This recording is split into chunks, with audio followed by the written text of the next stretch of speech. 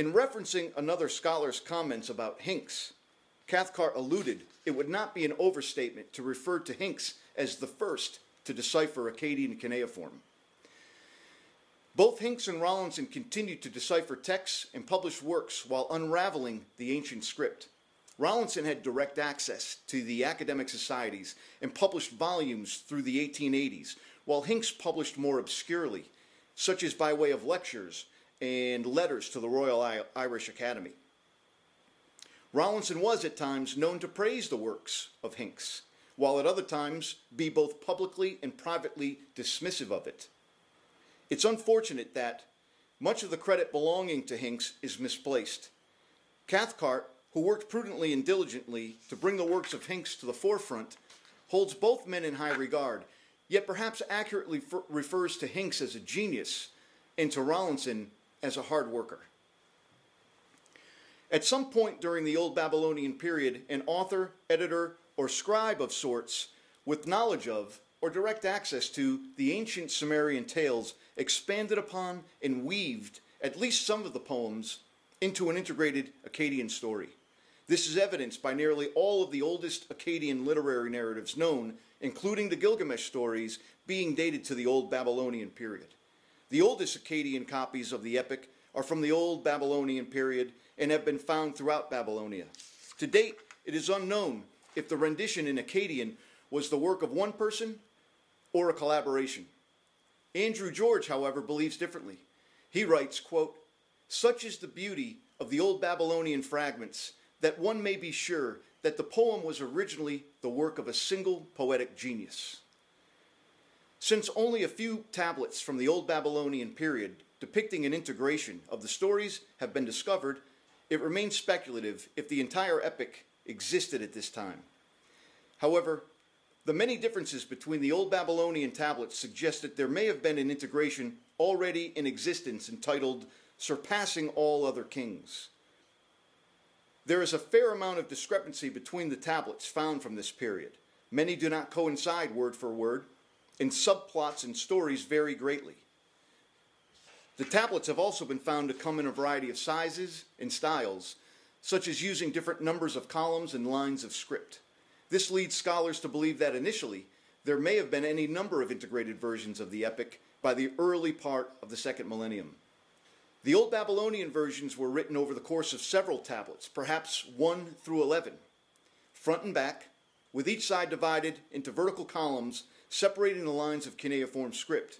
To date, there has been no counterpart found in Sumerian. Rather, the Old Babylonian is, according to Andrew George, quote, "a wholesale revision of Gilgamesh material, forming a connected story composed around the principal themes of kingship, fame, and fear of death." Despite the differences between the Old Babylonian tablets, they all seem to share the basis of poetic beauty and narration. Two fine examples are the tablets held by the University of Pennsylvania Museum and Yale. These are two of the three most significant discoveries of Akkadian literary works from the Old Babylonian period. The respective universities acquired each of their tablets in 1914 from the same broker, and the tablets share similar characteristics, such as the writing style and shaping. The pen tablet is tablet 2 in the Old Babylonian version, while the sequential Yale tablet is tablet 3. Each of the tablets is written in 3 columns, front and back, and share in depicting the part of the epic from when wild Enkidu is tamed through the departure to the cedar forest. Many scholars believe the tablets may have been written by the same scribe or derived from the same area. The Old Babylonian version may be quite varied amongst tablets, but the difference between the Old Babylonian and its Sumerian sources are even greater. While a foundational basis in the characters may be shared, there are parts between the Sumerian tales and the Old Babylonian that, according to Kramer, quote, "vary so greatly that it is difficult at times to recognize their basic relationship." Furthermore, throughout the remainder of the second millennium and into the first millennium, the story continued to be revised, altered, and translated into numerous languages. To date, no Sumerian literary work unifying the Gilgamesh tales into one flowing epic has been discovered. Heretofore, the Sumerian tales remain 5 unconnected stories. Who, therefore, is responsible for melding them together in a series. Scholars have contemplated this question globally for over a century, and the product of their pondering is conjecture at best. Many scholars note, through tradition, that Mesopotamians believed that the author who unified the tales into an epic was a Babylonian named Sinleki-Unini. Sinleki-Unini is documented as being a priest, an exorcist, and an educated scribe who lived in or near Uruk during the Middle Babylonian period.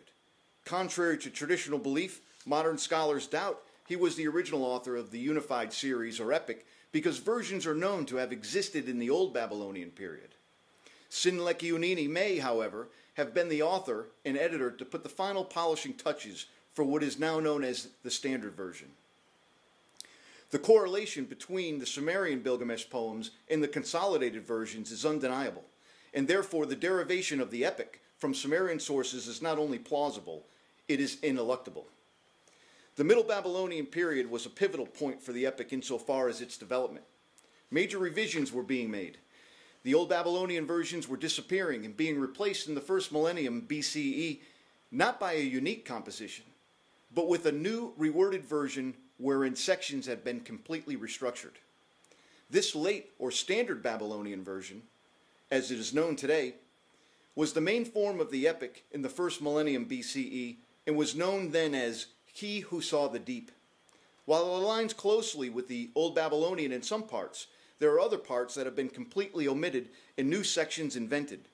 The revisions may have been due to a change in religious beliefs, cultural or ethnic influences, or simply poetic expansion. Several hundred years may separate the Old Babylonian and Standard Babylonian 11 and 12 tablet versions, the latter of which some scholars believe is the most significant in possession.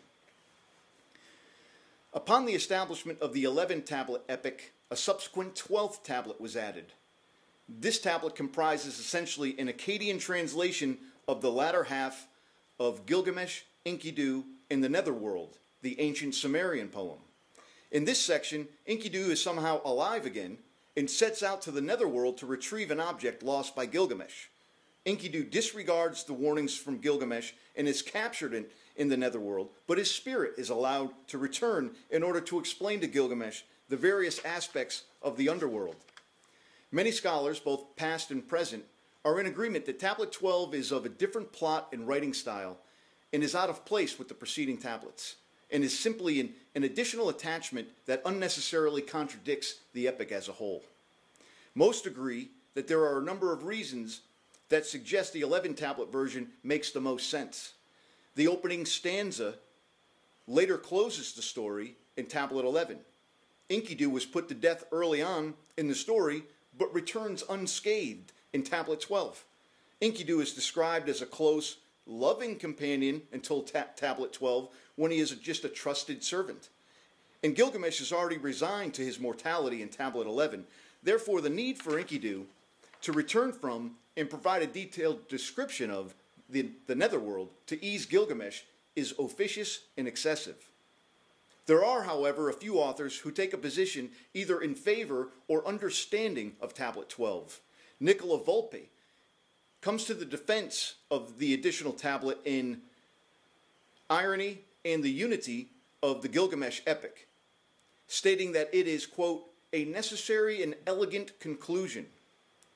With regard to the opening and closing stanzas of Tablets 1 and 11, Volpe's response appears to be that, quote, such closure does not necessarily mean the end of the poem.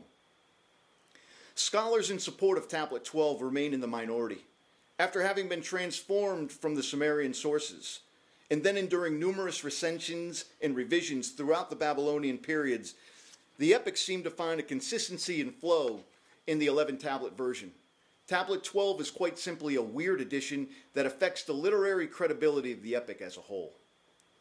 Over the period of perhaps a millennium and a half, metamorphoses of Gilgamesh stories range from minor changes to complete overhauls of structure and theme. There are, however, obvious consistencies throughout the versions. Gilgamesh the king, the relationship with Enkidu, their adventures, Enkidu's death, Gilgamesh's struggles and wandering, the quest for immortality, and the return of Gilgamesh to Uruk. Although Gilgamesh is said to be one-third god, he is mostly human throughout the epic. From early on, he is playful and reckless, yet selfish and irresponsible. With Enkidu, he experiences love, companionship, and fraternity, and together they experience dangerous thrills and adventure, accomplishment and mortality. Grief, loss, and sorrow follow, only to be trumped by the resignation to mortality, enjoying life daily, and building a legacy with hopes of reuniting with loved ones in the afterlife. I review the classical and biblical parallels in this paper as well. There's a critical difference between the study of Sumerian and Akkadian texts and those of biblical and other classical literature. The early and original source biblical and classical texts, written on papyrus and other materials, have long since perished, leaving critics and scholars to hypothesize and conjecture insofar as the analysis of the evolution and culmination of those extant texts. The texts discovered in Mesopotamia, on the other hand, were inscribed in clay and hardened to endure the test of time and elements for millennia. Lacking not the empirical data of other ancient literature, the Sumerian and Akkadian texts can be documented from perhaps the earliest origins throughout the final versions. Recognizing the parallels between the Mesopotamian literature and the classical and biblical texts, I postulate that the tales in cuneiform are, in part, the original source materials for the classics, much like the Sumerian sources appear to be the original sources for the epic. For much of the epic, Gilgamesh is concerned and then obsessed with immortality. His angst motivates him to risk his own life, wandering to the furthest stretches of the earth to seek it. The Council of Siduri in the Old Babylonian version, and then of Utnapishtim in the Standard Babylonian version, is at first rejected.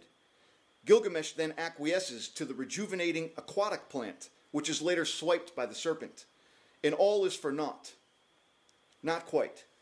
His legacy continues thereafter on durable media, translated into several languages, and collected in libraries for millennia, yet, like the aquatic plant, it is swiped away again, this time by wars, destruction, and the falling of empires. Much to Ashurbanibal's credit, as well as that of Layard and Rassam, and from George Smith to Andrew George, Gilgamesh's legacy, his immortality, has been revived, rejuvenated, and reinstated. As more tablets are discovered, more parts of the story can be filled in. Indeed, after 5,000 years, the rambunctious Gilgamesh has secured his immortality. Closing with a quote from Andrew George, "It is a neat irony, surely appreciated by every educated Babylonian, that the hero who failed to become a god in life became one in death." Thank you.